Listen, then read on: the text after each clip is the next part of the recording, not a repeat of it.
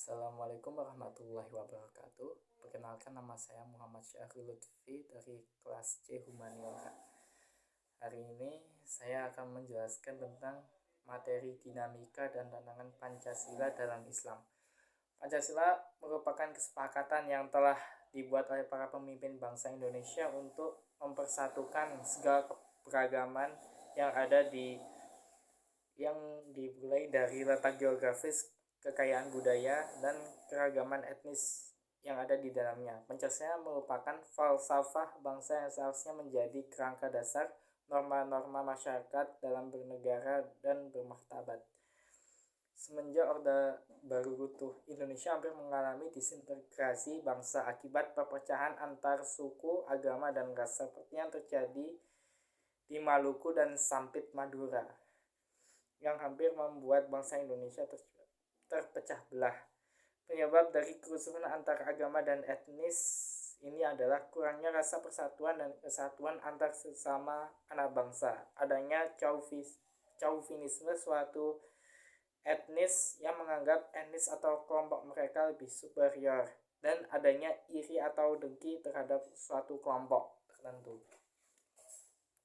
Dalam Islam, kita diwajibkan untuk selalu menjaga persatuan manusia, ukhuwah Islamiyah dan ukhuwah insaniyah dan ukhuwah Islamiyah bagi seluruh umat Islam, seperti yang dijelaskan dalam Quran surat Ali Imran ayat 103 dan 105 yang artinya dan berpeganglah kamu semuanya kepada tali agama Allah, dan janganlah kamu bercerai-berai, dan ingatlah akan nikmat Allah kepadamu ketika kamu dahulu masa jahiliyah bermusuh-musuhan, maka Allah mempersatukan hatimu lalu menjadikan kamu karena nikmat Allah orang-orang yang bersaudara, dan kamu telah berada di tepi jurang neraka, lalu Allah menyelamatkan kamu daripadanya. Demikian Allah menerangkan ayat-ayatnya kepadamu agar kamu mendapat petunjuk. Lalu di surat Ali Imran ayat 105, dan janganlah kamu menyerupai orang yang bercerai-berai dan berselisih sesudah datang ketenangan yang jelas kepada mereka. Mereka itulah orang-orang yang mendapat siksa yang berat. Persatuan akan terwujud apabila terjadi sikap toleransi yang tinggi antar sesama, saling menghargai dan menghormati. Jangan mengusik penganut agama lain yang sedang beribadah, tidak cenderung fanatik dan menganggap kelompok lain salah. Dengan memperhatikan itu semua, kita telah berkontribusi dalam menjaga persatuan dan kesatuan di Indonesia. Dan menurut saya tantangan dalam penerapan Pancasila di negara Indonesia ini adalah munculnya paham-paham ekstrem yang menganggap semua penganut agama selain dari agama Islam itu salah, seperti masuknya paham dari Al-Qaeda di Indonesia dan ISIS yang cenderung radikal dan sayap kanan ekstrem. Kemudian tantangan Pancasila berikutnya yaitu Indonesia ini terdiri dari berbagai macam suku dan ras yang ada suku, agama, ras yang terdapat di dalamnya. Hal ini menjadi bagaikan pedang bermata dua,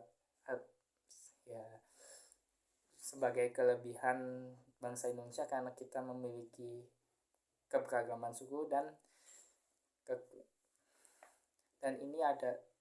keberagaman ini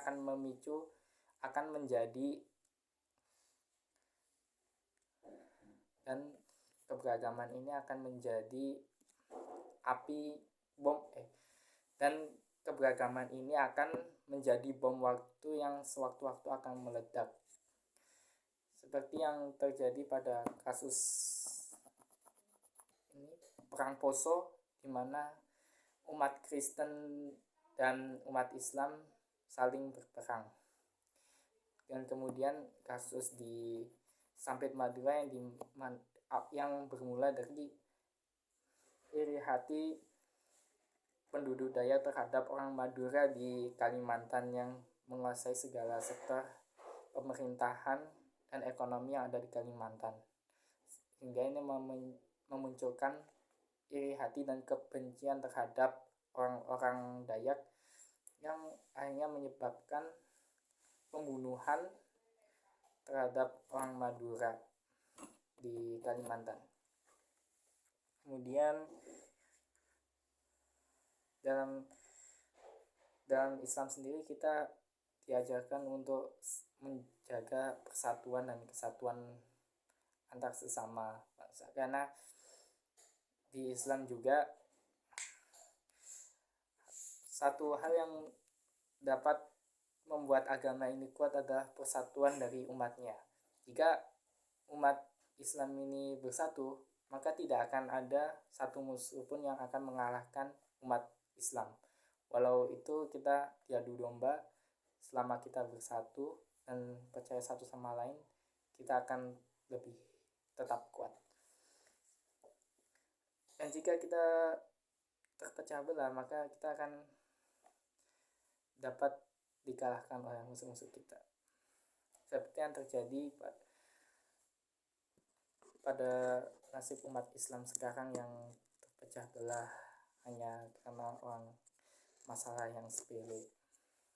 Demikian materi yang saya sampaikan, semoga bermanfaat, dan mohon maaf apabila ada kekurangan.